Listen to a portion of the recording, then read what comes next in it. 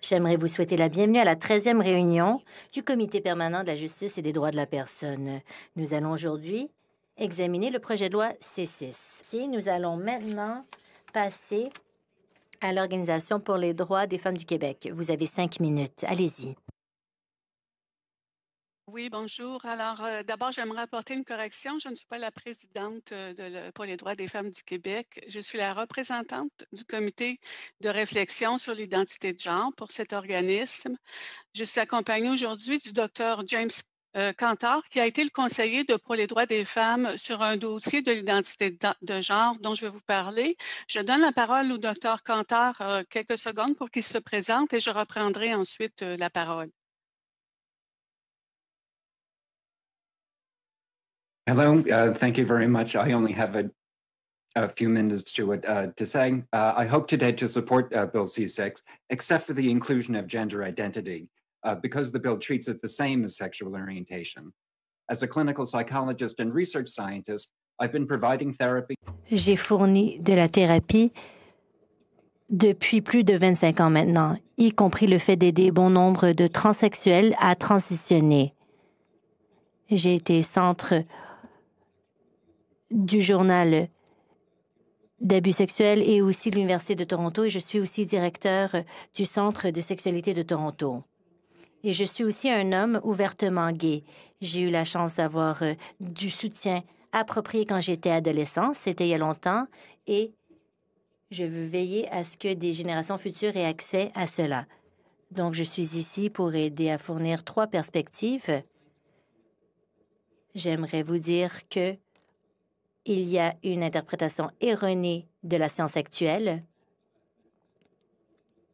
qu'il faut comprendre que ce projet de loi pourrait avoir un effet négatif et ne me permettrait pas d'agir dans le meilleur intérêt de mes patients et ça empêcherait la collectivité LGBTQ2+, pour expliquer comment ça a une incidence sur la collectivité. Je serais prêt à répondre à vos questions. Merci. Alors, merci, je reprends. Merci, James. Alors, j'aimerais remercier les membres du comité d'avoir invité notre organisme pour les droits des femmes du Québec. Alors, en septembre dernier, 2019, PDF Québec recevait un courriel de la part d'une jeune femme qui nous alertait sur les traitements de thérapie soignant la dysphorie du genre qu'elle avait suivis et les répercussions sur sa vie maintenant qu'elle a atteint l'âge adulte. Elle m'a demandé de lire pour vous ce témoignage en son nom.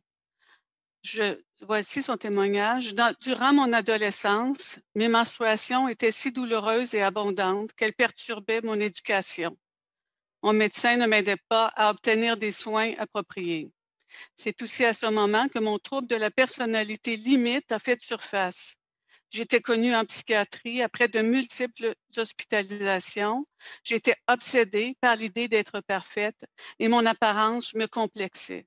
Je ne me sentais pas comme une femme acceptable. Après avoir été en contact par Internet aux identités de genre, j'ai trouvé ma porte de sortie à mes complexes et mes menstruations transitionnées.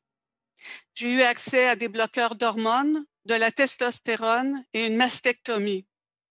L'équipe psychiatrique qui me suivait avait noté une hausse d'agressivité et aussi des tentatives de suicide. Mais c'était une façon de fuir qui j'étais, plutôt que de m'accepter. J'ai arrêté les hormones après 3 ans, mais certains effets ne sont pas réversibles. Je suis endettée de mes implants mammaires. Le retour en arrière n'est pas aussi accessible que la transition elle-même. Cette jeune fille était mineure au moment de subir une mastectomie et de la biomédicalisation.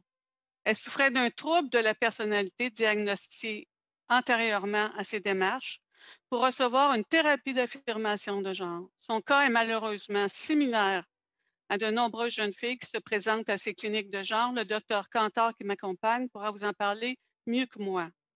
Comment la pratique d'un psychologue qui rencontrera cette jeune fille demain sera considérée par le projet de loi C6? Est-ce qu'il sera criminalisé s'il s'interroge sur la perception d'un enfant, sur sa condition, sur son autodiagnostic de dysphorie du genre? Les jeunes filles sont 2 fois plus touchées par la dysphorie du genre que les garçons. C'est un ratio qui s'est inversé dans les statistiques récentes. Dans le résumé législatif du projet de loi C6, ce sujet n'est ni abordé ni expliqué. Ce matin, nous avons dû changer à la toute dernière minute notre déclaration et je m'en excuse auprès du comité et des traducteurs parce qu'il y a à peine 3 heures, la BBC annonçait une nouvelle d'une importance majeure sur ce sujet que je souhaite partager avec vous. La Cour supérieure du Royaume-Uni aujourd'hui vient de déclarer dans un jugement qualifié d'historique que les enfants de moins de 16 ans atteints de dysphorie du genre sont peu probables d'être en mesure de donner un consentement éclairé pour suivre un traitement avec des médicaments bloquant la puberté et les hormones de l'autre sexe. La jeune Keira Bell, une jeune fille ayant détransitionné à l'âge adulte, vient de gagner sa cause contre le ministère de la Santé en Angleterre.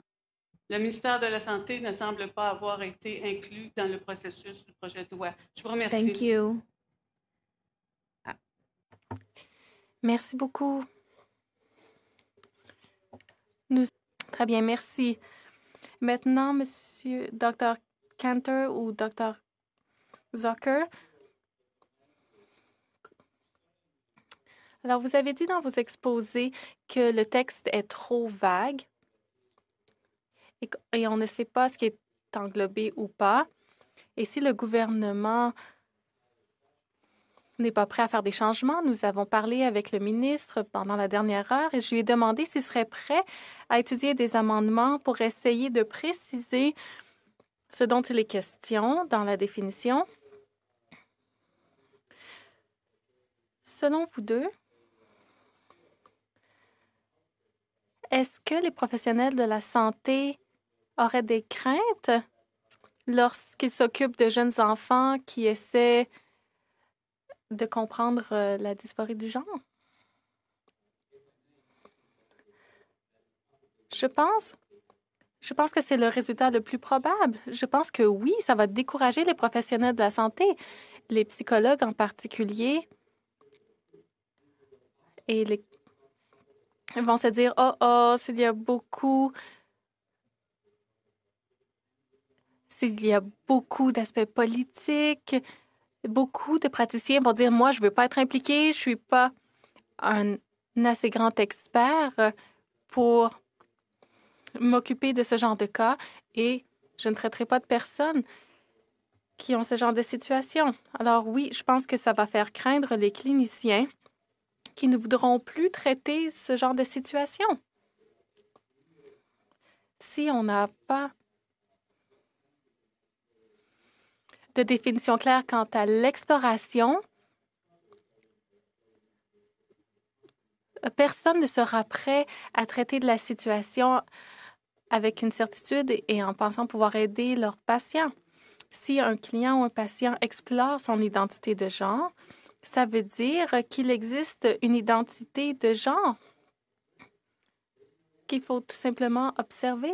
Mais il n'y a pas de telles preuves. C'est vrai pour l'orientation sexuelle, mais on ne peut pas traiter l'identité de genre tout comme l'orientation sexuelle. Merci beaucoup. Allons maintenant passer à M. Fortin. Vous avez 6 minutes. Allez-y. Merci, Madame la Présidente. Ma question s'adresse à Madame Gendron du Mouvement pour les droits des femmes au Québec. Madame Gendron, je comprends de votre témoignage ainsi que celui de Dr. Cantor, mais même, je dirais, de l'ensemble des témoins.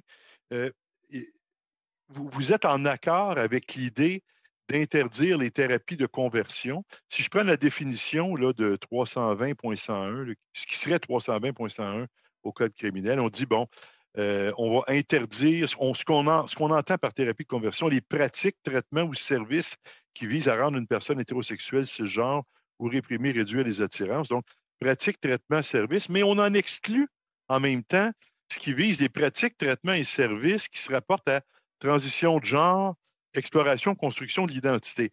Moi, je comprends de l'ensemble des témoignages et je lis, en tout cas, quant à moi, une certaine contradiction où ce qui est exclu est un peu la même chose ou assez semblable à ce qui est interdit.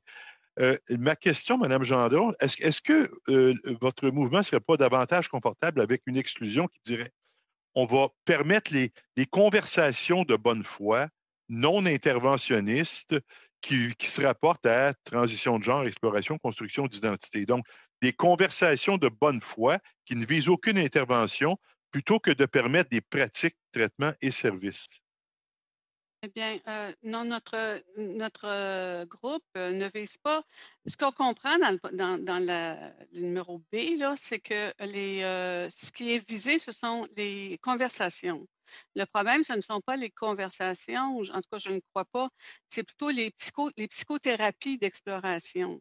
Les enfants doivent pouvoir, comme l'a expliqué le docteur Cantor et le docteur Sucard, ne doivent pas s'autodiagnostiquer identité de genre. Ils doivent pouvoir avoir accès à de la psychothérapie qui soit pas nécessairement qu'il n'y ait pas nécessairement de la biomédicalisation qui soit inclue. Autrement dit, notre grande préoccupation pour nous, c'est que les parents et les enfants puissent avoir accès à des psychothérapies sans avoir, qui n'incluent pas nécessairement de la biomédicalisation. Nous désirons que les psychothérapies n'incluant pas de la biomédicalisation puissent être permises et non criminalisées par le projet de loi. C'est notre jeune fille qui, d'ailleurs, j'aimerais ça entendre M. Cantor là-dessus, mais il y a beaucoup de jeunes filles qui souffrent d'autisme ou qui souffrent de troubles de la personnalité, qui se retrouvent, c'est une nouvelle clientèle, qui se retrouve dans des cliniques de genre et diagnostiquées par elle-même dysphorie du genre. Puisque maintenant, le psychologue ne peut pas contredire, c'est ce qui semble être visé par le projet de loi, où le psychologue qui la reçoit ne pourra pas, il va avoir le droit que de valider cette information-là, alors qu'elle peut souffrir d'autre chose. Voilà. Dans votre mémoire, Mme Gendron, vous parlez de ne pas insister à criminaliser la psychothérapie non affirmative. Exact. Donc, ce que je comprends, c'est que vous croyez que parce que là, on s'entend que c'est permis les thérapies de conversion. Ce qui est interdit, ça va être quand c'est contre le gré de la personne ou quand ça s'adresse à une personne mineure. Alors, ce que je comprends de votre position, c'est que par rapport à une personne mineure, par exemple, vous souhaitez qu'elle puisse avoir accès à de la psychothérapie, mais de la psychothérapie non affirmative, donc qui ne viserait pas à modifier son identité de genre ou son orientation sexuelle. Est-ce que j'ai bien compris? Non, Non? excusez-moi. Ouais.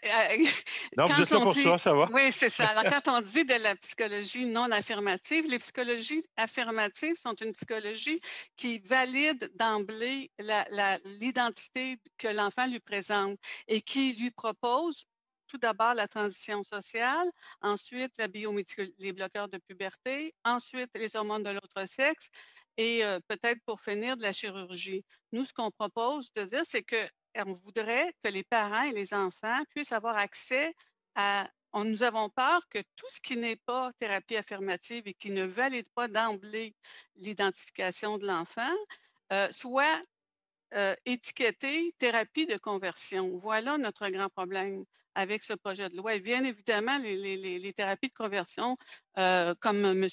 Ashcroft a subi, nous sommes absolument contre ces thérapies-là, mais il ne faut pas mélanger l'orientation sexuelle et l'identité de genre. L'identité de genre, c'est un diagnostic de santé mentale qui appelle des thérapies, qui demande des thérapies. L'homosexualité n'est pas un diagnostic de santé mentale. Pas du tout.